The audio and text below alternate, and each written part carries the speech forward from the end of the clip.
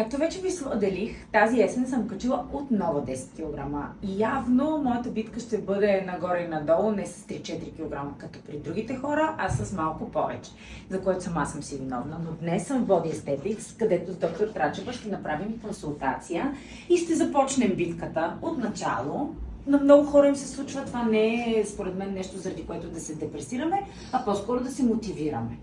Моята най-голяма болка, естествено, е зоната на корема. Ние си работим упорито. Знаем какви резултати сме имали с Emsculpt, където се намираме и в момента. Може би хората не разбират защо това е най-голямата ми болка, защото аз винаги съм с пристегателно бело, от което не си личи какво се случва. Но когато го сваля, нещата не са толкова розови. С теб сме минавали през много различни протоколи, сме правили много и различни неща.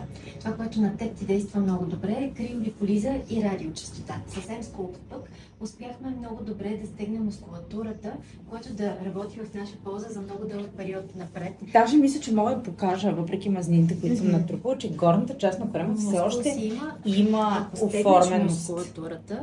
Тук можем да усетим и да палпираме нещо, което, когато преди да започнем да правим процедурите Emsculpt, нямаше.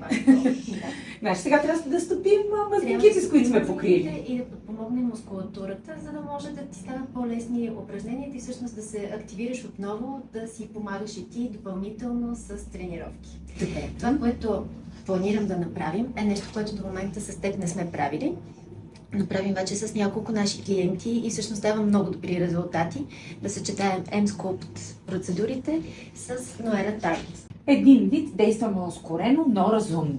Абсолютно, да. И идеята ни е да подпомогнем мускулатурата, да топим бързо масната тъкан, а натрупаната мускулатура да гори допълнително. Да действаме.